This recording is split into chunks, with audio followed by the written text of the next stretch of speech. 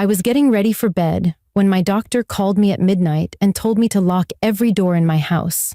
His voice was tight and full of fear, the kind of fear that makes your heart drop even before you understand why. When I asked him what was going on, he took a long breath and said I would understand by dawn. I thought he was overreacting, but at 5:30 that morning, someone tried to unlock my front door from the outside, while I stood frozen in the hallway wondering if I would make it through the next few minutes. My name is Rowan Hale. I am 27 and I live alone in a quiet neighborhood. My doctor, Kaylin Rhodes, has been treating me for months while I recover from a long illness. She has always been calm and steady, never the type to panic, which is why her fear that night shook me so deeply. My family is close. My dad, Grant, checks on me every day, and my younger brother, Logan, calls me every night just to make sure I am okay. None of them knew what was about to unfold. Everything started with that sudden midnight call. One sentence from a woman I trusted changed the entire direction of my night and turned my quiet home into a place filled with fear. Before the call, everything felt normal. I had spent the evening drinking tea, watching a nature documentary, and enjoying a moment of calm after a long week. My recovery had been slow, but I was finally beginning to feel like myself again. I remember feeling proud that I was getting back into a routine. My dad texted me goodnight like he always does. He said, "Get some sleep. You are doing better every day." I smiled at my phone and told him I would head to bed soon. Earlier that afternoon, I had seen Dr. Rhodes for a regular checkup. She seemed rushed and distracted, but I didn't think much of it. I figured she had a lot of patients and not enough hours in the day. During the appointment, she asked me more questions than usual. She asked if I had noticed anything odd around my house or if anyone had contacted me unexpectedly. I laughed it off and told her everything was quiet. She nodded, but her eyes looked unsettled for a second before she changed the subject. I assumed she was just tired from a long shift. Later that evening, I brushed my teeth, washed my face, and prepared for bed.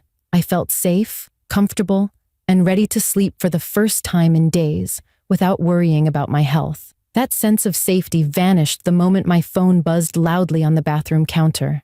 When I saw her name on the screen, I felt confused. I picked up the phone and answered, expecting a simple mistake or maybe a follow-up question she forgot to ask earlier. Instead, her voice came through sharp and urgent. "Rowan, lock your doors right now. Do not wait." My whole body tensed. I asked her why, but she pushed her words out quickly. "Please trust me. Lock everything. Check your windows. Stay inside." Her fear spread into me like cold water. I walked through my house while gripping the phone tightly, locking my front door, the side door, and every window. I kept asking what was going on, but she would not answer directly. She kept saying, "I will explain soon. Just do not let anyone in." When I finished locking everything, I stood in the middle of my living room with my heart pounding so hard I could hear it in my ears. The house that felt warm and welcoming just minutes before suddenly felt unsafe. All I could think about was the fear in her voice and the way she seemed desperate to keep me inside. I had no idea that her warning would become the only reason I made it safely to morning. After I locked every door and window, I tried to convince myself that my doctor was simply being cautious. I walked from room to room, checking each lock again, even though I had already checked them twice. The house was silent except for the hum of the refrigerator and the sound of my own breathing. I stood in the hallway with my phone pressed against my chest, waiting for Dr. Rhodes to call me back and tell me everything was fine, but she did not call. The silence made the warning sink deeper into me, like a weight pressing into my chest. I walked to the living room and peeked through the blinds. The street outside looked normal. Porch lights glowed, lawns were still, and a few cars were parked along the curb. Nothing looked out of place, yet something felt wrong, like the night itself had shifted into something heavier. My hands trembled as I closed the blinds again. I kept replaying her words in my mind. She had never sounded afraid of anything. Seeing her panic through a phone call felt like watching the strongest person you know finally break. I tried to distract myself by turning on the TV, but the screen's glow only made the house feel more empty. I opened the group chat with my dad and brother several times, wanting to tell them everything, but I kept stopping my fingers from typing. I did not want to worry them without understanding the situation. I sat on the couch, hugging my knees, listening for any sound outside or inside. Every small noise made me jump. Around 1 a.m, my neighbor's dog began barking in short, sharp bursts. It was the kind of bark that signals something is on their property. I walked back to the window and lifted one corner of the blind. The dog was standing at the edge of their yard, staring toward my house. My heart started pounding again. I scanned the sidewalk but saw nothing. The dog suddenly backed away and ran to its porch. That movement hit me harder than the barking. Animals sense things people ignore. I stepped back from the window and pressed my hand against my chest to steady my breathing. I finally texted my brother. "Are you still up?" He answered within seconds. "Yeah, what's wrong?" I typed, "Just couldn't sleep. Wanted to check on you." I hated lying, but I could not bring myself to tell him what was happening. If I told him, he would drive over immediately, and I could not risk him walking into danger. I wrote, "Good night," and turned off my phone screen. Although I could not bring myself to put the phone down, the house grew colder as the night deepened. I wrapped a blanket around my shoulders and sat near the hallway light. Something about sitting in total darkness felt wrong, so I left that one light on. The brightness made me feel like I had at least a small buffer between myself and whatever might be outside. At 2:15 in the morning, I heard the faint sound of footsteps on the gravel outside my front window. They were slow and careful, the kind of steps someone makes when they do not want to be noticed. I froze. My breath stopped. I leaned slightly toward the window, but not close enough to be seen from outside. The steps continued, crunching one small stone at a time. Then they stopped. My skin prickled, and fear crept up my spine like ice. I backed away from the window, moving slowly so the floorboards would not creak. Every part of my body felt tense and ready to run, even though I had nowhere to run. I picked up my phone and unlocked it with shaking fingers. I hovered over Dr. Rhodes's contact, debating if I should call her. She had not told me I couldn't, but something inside me said to wait. I listened for any sound that would tell me if someone was still outside. For several long seconds, there was nothing. Then a soft tap hit the glass. Not a knock, more like someone brushing a finger against the window.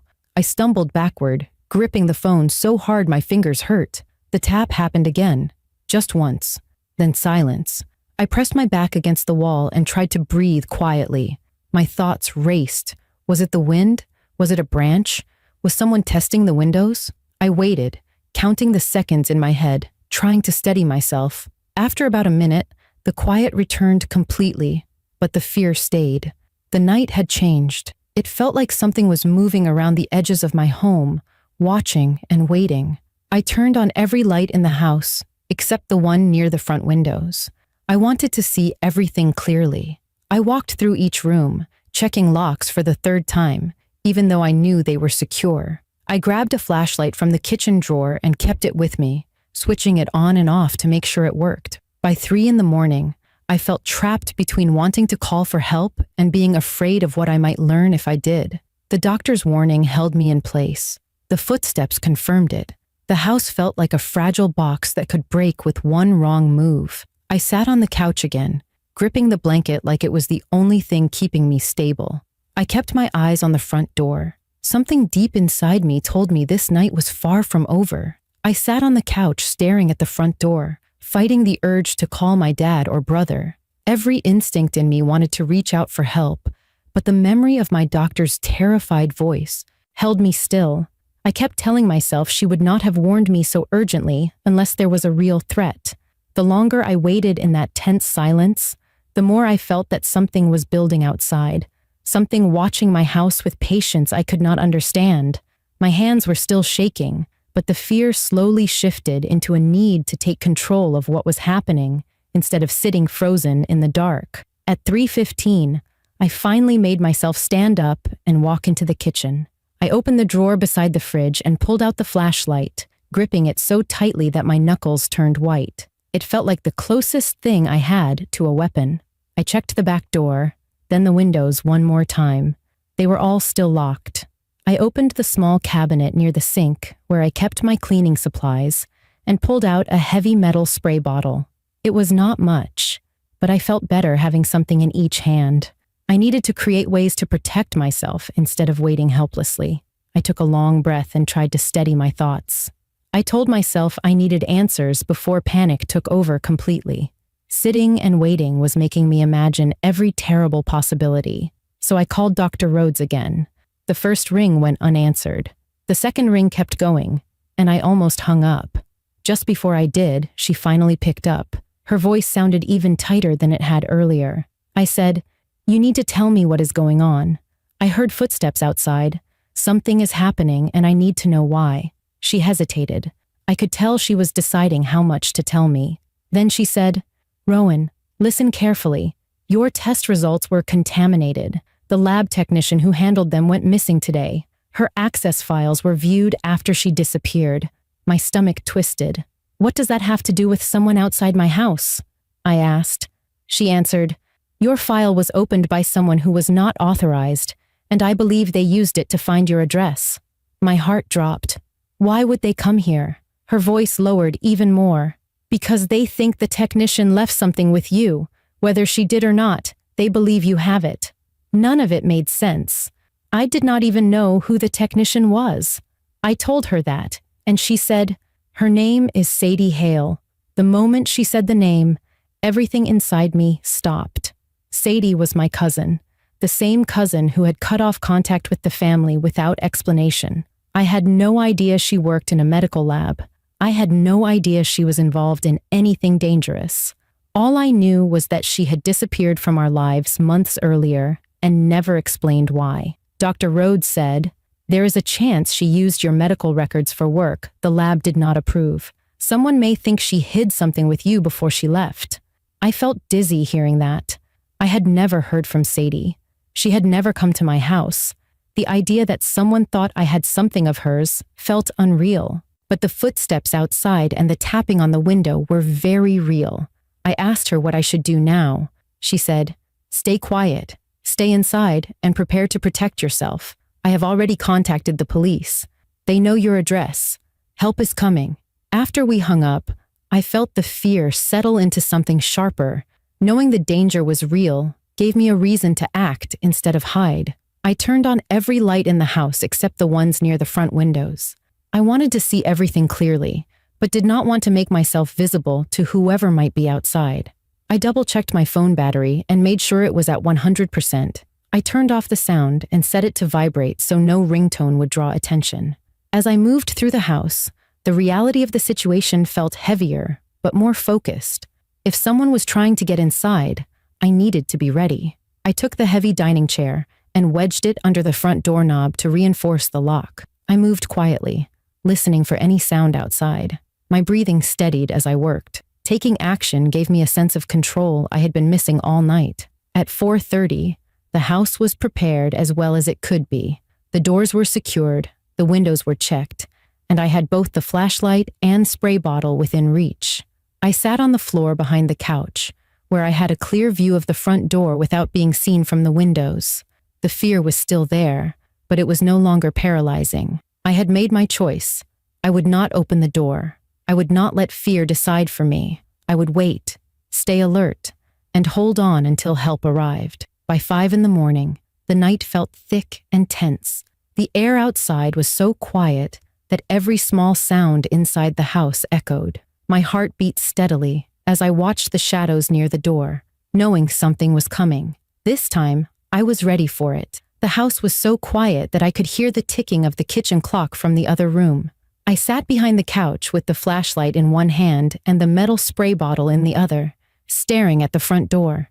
Every few minutes I shifted slightly to stretch my legs, afraid the stiffness would slow me down if I suddenly needed to move. The fear in the air felt thick, like something was waiting outside with the same patience I was trying to hold on to. I checked my phone. It was 5:28 in the morning. Dawn was close. I kept telling myself that once the sun came up, the danger would fade. But deep down, I knew that whatever was coming would not wait for daylight. At 5:30, the doorknob turned, It happened so fast that my whole body locked up. The metal rattled softly as someone outside tried to twist it again. The chair under the knob creaked from the pressure. I covered my mouth to keep from making a sound. My heart hammered so hard it felt like it was shaking my ribs. The doorknob jerked again, this time with more force. Whoever was outside was not testing it anymore. They were trying to get in. I held my breath and pressed deeper into the space between the couch and the wall. The person outside tried once more, pushing the door hard enough that the frame groaned. Then they stopped. I heard a low breath on the other side of the door, like someone leaning close to listen. My whole body tensed. I prayed the chair would hold. The silence stretched for several long seconds. Then the person outside knocked 3 times. Not loud, but slow and steady. I felt my skin crawl. A calm voice, a man's voice, spoke through the door. "Sadie sent me. Open up." My blood ran cold. I had not heard that voice before. It sounded steady in a way that made it more frightening. Calm people trying to get inside a locked house at 5:30 in the morning were far more dangerous than someone yelling or acting frantic. Calm meant purpose. I stayed completely still. I did not answer or make any sound. The man continued, "I know you are awake. I need to talk to you." He lowered his voice. "She told me you have something for me." I closed my eyes and prayed he would walk away. I did not know what he thought I had. I had never seen Sadie in months, but he believed I had something important enough to break into my home for. That thought hit me harder than anything else. Whatever Sadie had stolen or discovered, this man wanted it badly. My phone vibrated in my pocket, and I almost jumped out of my skin. I grabbed it quickly and pressed it against my chest to muffle the sound. It was Dr. Rhodes calling. My hands shook as I answered in the quietest whisper I could manage. She said, "Rowan, police are on your street. You need to stay hidden." I whispered back, "He is at my door." She inhaled sharply. "Do not answer him. Help is seconds away." The man outside knocked again.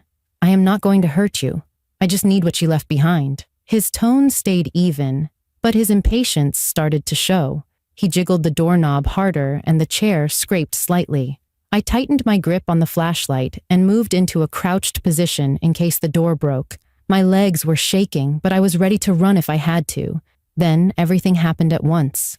The man outside tried the lock again, but this time he rammed his shoulder against the door. The frame shook. The chair jumped an inch off the floor. I gasped before I could stop myself. He heard it. "I know you are there," he said. His voice changed.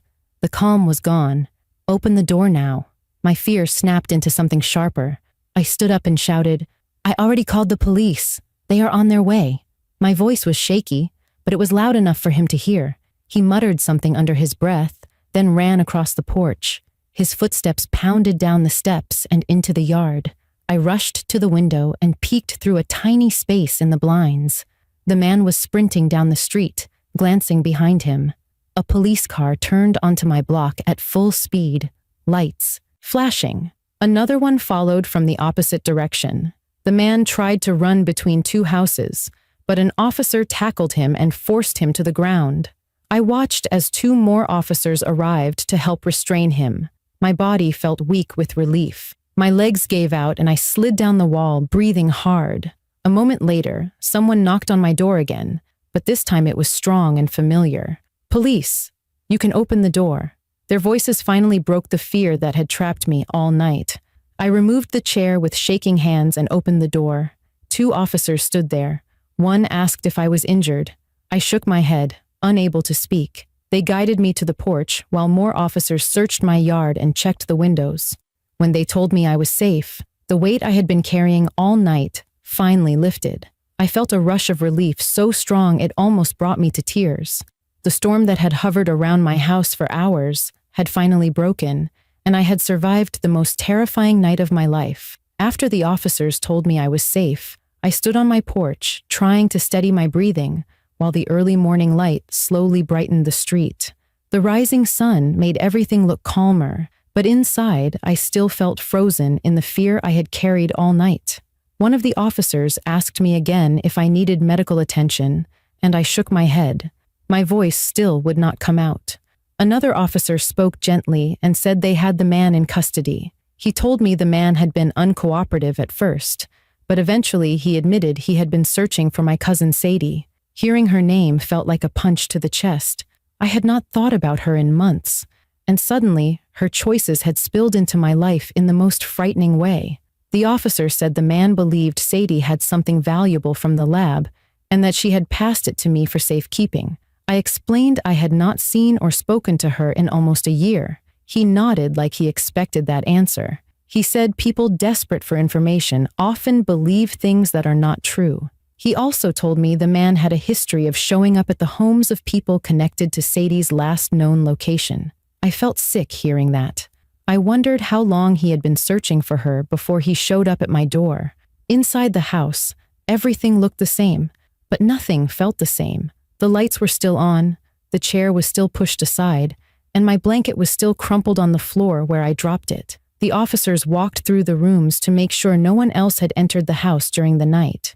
When they confirmed everything was secure, they asked if I had someone who could come stay with me. I told them I would call my dad. They encouraged me to do it right away. When I called him, my voice cracked as soon as he answered. He asked if I was okay, and I told him I needed him to come over. He did not ask any questions. He just said, "I'm on my way." When he arrived, he pulled me into a tight hug that made all the fear inside me finally spill out.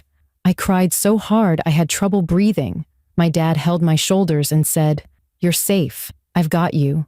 Logan arrived 15 minutes later, breathless and pale. He wrapped his arms around both of us and kept repeating, "I should have been here. I should have stayed on the phone with you." I told him it was not his fault. None of this was. After they helped me sit on the couch, I told them everything that had happened. I explained the midnight phone call, the footsteps, the tapping on the window, the voice at the door, and the man trying to break in. I told them about Sadie and how she was mixed up in something dangerous at the lab. My dad listened with his jaw clenched, and Logan kept shaking his head with disbelief. When I told them about the moment the man tried to enter, both of them went silent. My dad finally said, "He won't come near you again. I promise." Around mid-morning, Dr. Rhodes called to check on me. Her voice was steadier, but I could tell she was still shaken. She apologized for not giving me more information earlier and said she had acted fast because she feared I would not have time to think if she tried to explain everything at once. She said the lab had officially reported Sadie missing and that a federal investigation was underway. Hearing that made everything feel even bigger and more frightening. I thanked her for calling me because her warning had probably saved my life. She paused before saying, "I'm glad you listened." Later in the day, 2 detectives came to take my statement. They asked detailed questions about the man's voice, his behavior, and what I heard outside. They also asked about Sadie, but there was little I could tell them. Sadie had always been secretive. When she left the family without saying goodbye, we assumed she needed space. We had no idea she had been working with sensitive information or dangerous people. The detectives told me they believed she had been involved in something illegal, but that they were still trying to piece everything together. They said there was no evidence she had tried to contact me, but the man had convinced himself she had. By the time the detectives left, exhaustion settled into my bones. I had barely slept, barely eaten, and spent hours dealing with fear I never imagined I would face. My dad insisted I stay with him for a few days. I agreed without hesitation. As I packed a small bag, I walked through my house slowly. Every room held a piece of the night I had survived. Part of me felt proud that I stayed strong. Another part felt humbled by how quickly life can shift from normal to terrifying. Before we left, I paused at the front door and rested my hand on the frame. The morning sun streamed through the window, warming the floor beneath me. After everything that happened, that simple light felt like a promise. I survived. I made it through the longest night of my life, and I was not alone. In the days that followed, I installed a stronger security system, added cameras, and changed my locks. I stayed with my family until the investigation slowed. I learned to pay attention to my instincts, to trust warnings even when they sound impossible, and to take my safety seriously without letting fear control my life. Sadie was eventually found in another state, involved in a case that had nothing to do with me. Yet her choices pulled danger straight to my door. I decided I could care about her as family, without letting her chaos become part of my life again. What stayed with me most was the understanding that danger does not always announce itself loudly. Sometimes it comes quietly. Sometimes it approaches your door at dawn. But when you trust the people who want to protect you and stay alert when something feels wrong, you give yourself a chance to survive the moments that try to break you. That night changed me, but it also taught me how strong I can be when it matters the most.